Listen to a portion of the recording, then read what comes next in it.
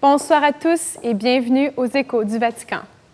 Je suis Émilie Carlin et je remplacerai pour aujourd'hui Charles Le Bourgeois qui sera de retour la semaine prochaine. Commençons d'abord au Japon.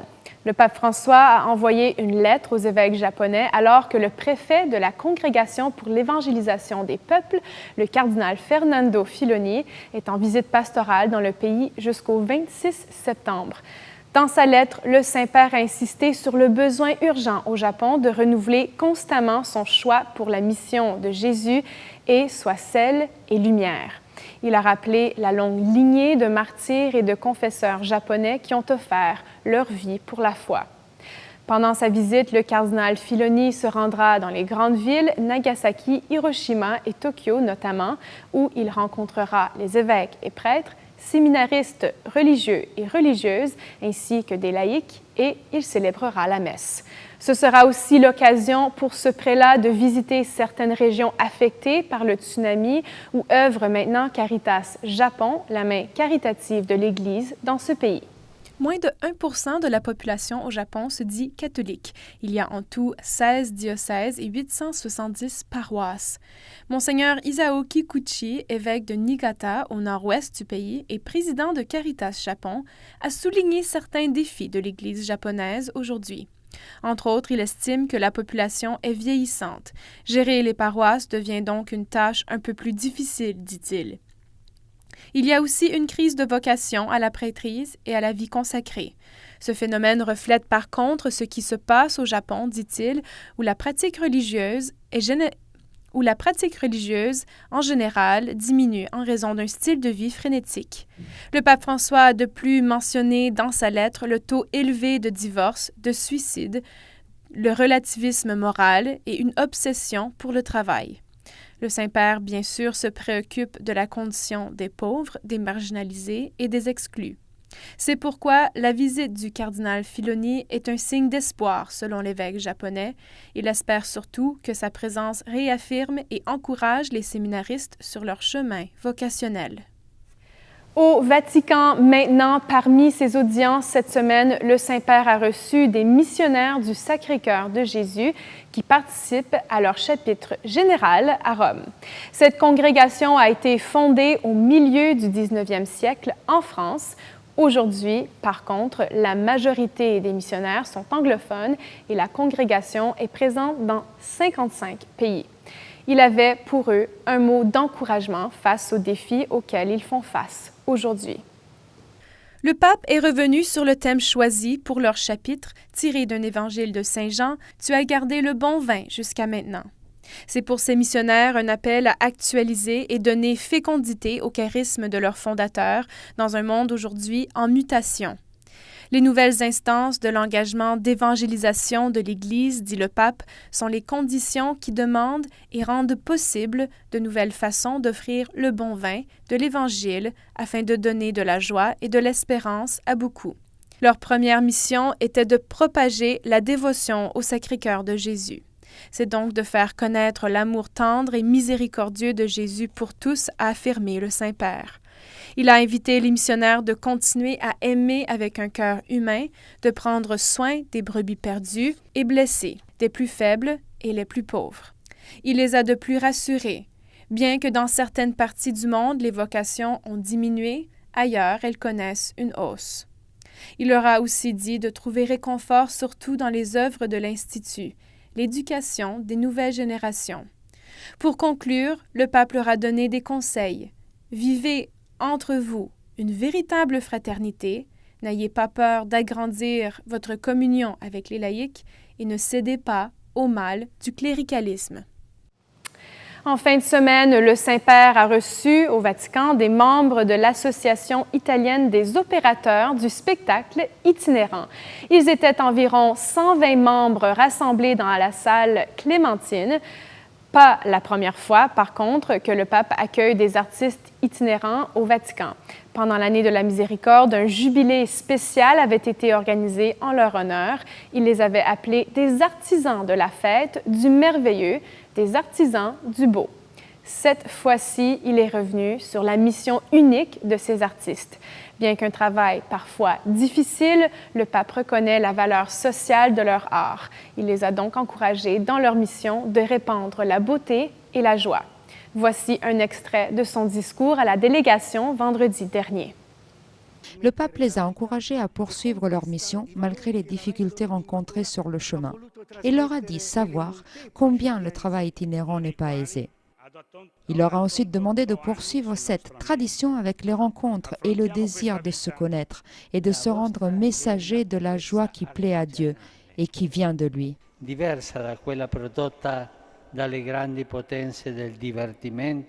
Votre art est une merveille artisanale qui varie des grandes œuvres produites par les grandes puissances du divertissement, qui sont un peu ascétisées, je dirais même peu humaines.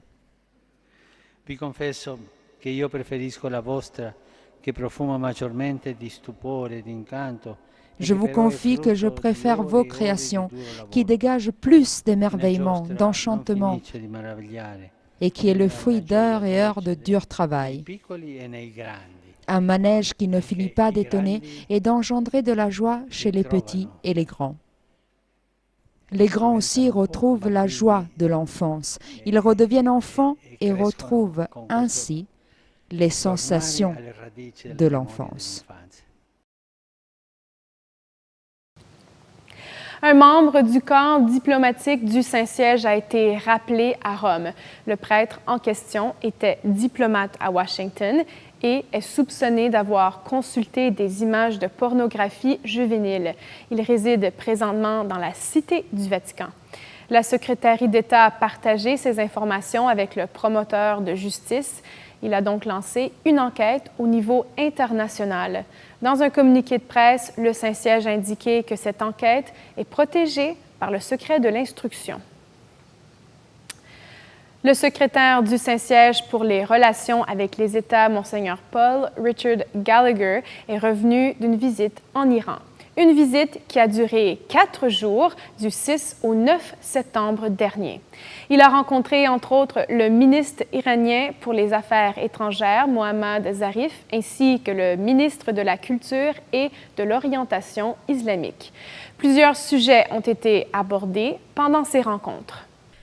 Ont été évoquées les tensions en Corée du Nord, une situation qui devrait préoccuper la communauté internationale.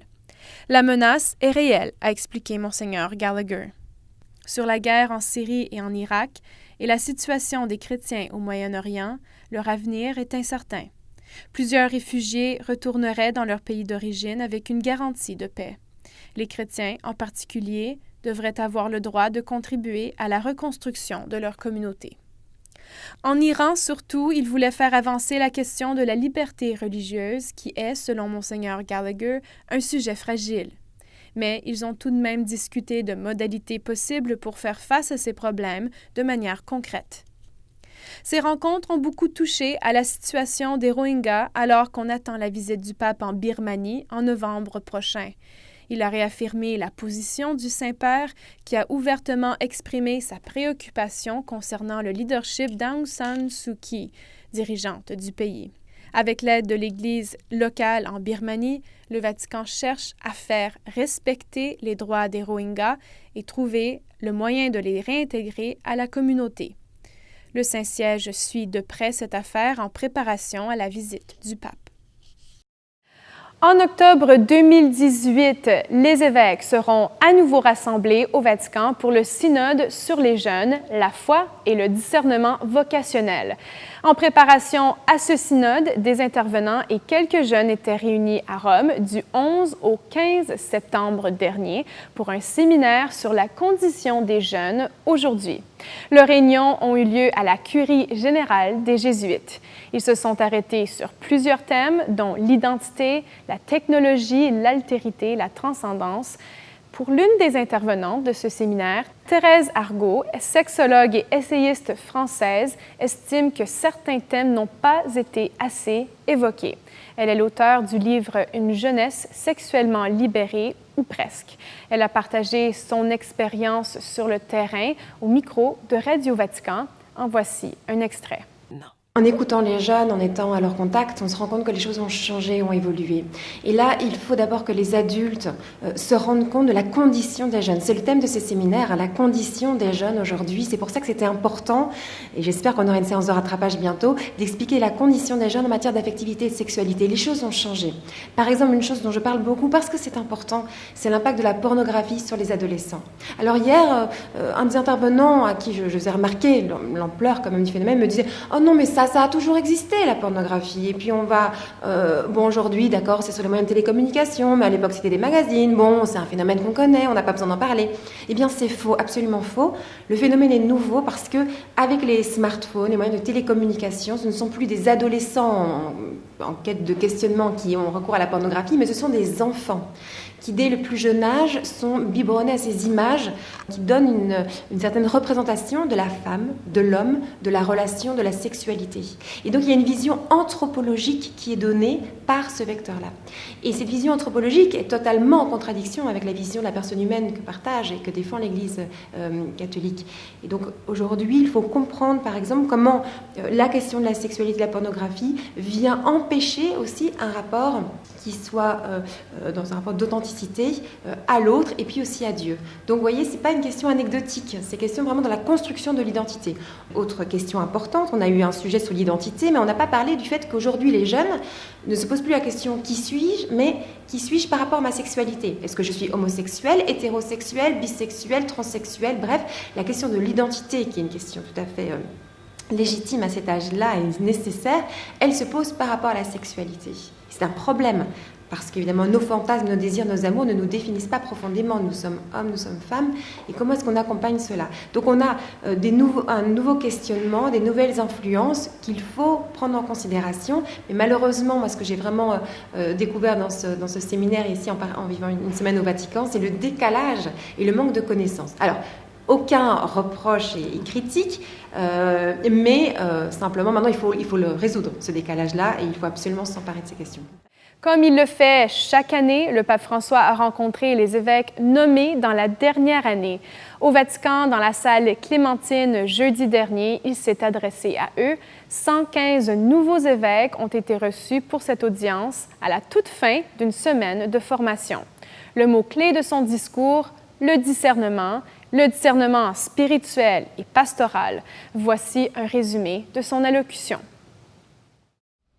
C'est une leçon magistrale que le pape a livrée aux 115 nouveaux évêques nommés cette année. La consécration épiscopale, leur a-t-il dit pour commencer, n'est pas un droit acquis, sinon il deviendrait un ministère stérile. Au contraire, explique le Saint-Père, la consécration épiscopale est un don transcendant qui repose sur les épaules fragiles.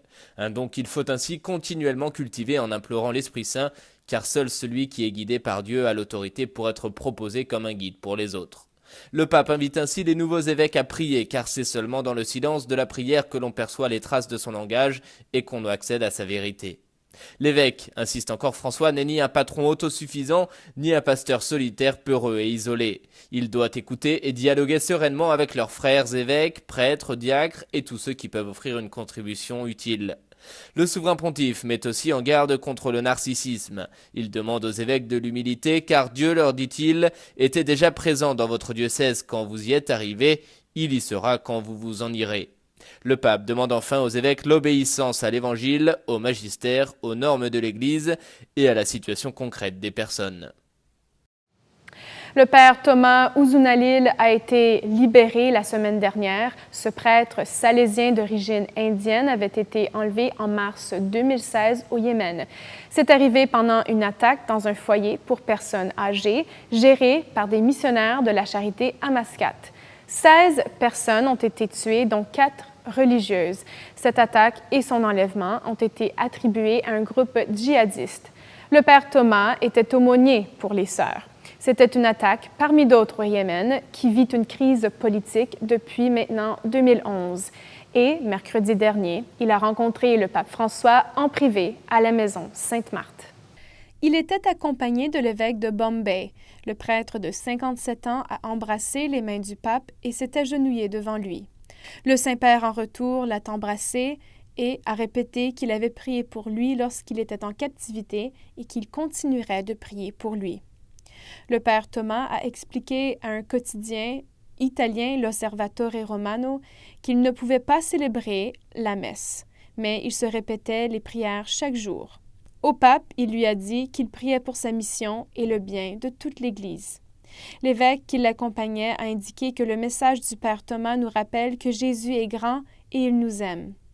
Le prêtre salésien est arrivé à Rome mardi dernier pour se rétablir dans la maison de la communauté salésienne. Il retournera ensuite en Inde. Le Père Thomas a de plus remercié les autorités d'Oman pour leur intervention et sa libération. Lors de son audience générale du mercredi, le Saint-Père a livré une réflexion sur son voyage apostolique en Colombie. Il est retourné à Rome lundi après avoir passé 5 jours dans les grandes villes du pays, Bogota, Medellín, Villavicencio et Carthagène. C'est d'ailleurs son habitude pour son audience hebdomadaire de remercier le peuple qui l'a accueilli.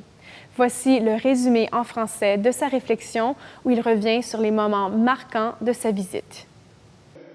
De tout cœur, je remercie le Seigneur pour mon voyage apostolique en Colombie. Faisons le premier pas, en a été la devise, en référence au processus de réconciliation que la Colombie vit après un demi-siècle de conflits internes. J'ai voulu bénir l'effort de ce peuple et recevoir son témoignage qui est une richesse pour mon ministère et pour toute l'Église. Il est évident que le malin a voulu diviser ce peuple pour détruire l'œuvre de Dieu, mais il est tout aussi évident que l'amour du Christ, son infinie miséricorde, est plus forte que le péché et la mort. Ainsi, la béatification de 2 martyrs a rappelé que la paix est surtout fondée sur le sang de tant de témoins de l'amour, de la vérité, de la justice. Miséricorde et vérité se rencontrent, justice et paix s'embrassent. Quand les chrétiens s'engagent jusqu'au bout sur le chemin de la suite du Christ, ils deviennent vraiment sel, lumière et levain dans le monde. C'est l'exemple donné par saint Pierre Claver, apôtre des esclaves, qui a montré la voie de la véritable révolution, évangélique et non pas idéologique, qui libère les personnes et la société de tous les esclavages, avec le Christ et grâce à lui. Alors, avec l'aide de Marie, que chaque Colombien puisse faire le premier pas pour construire la paix dans l'amour, la justice et la vérité.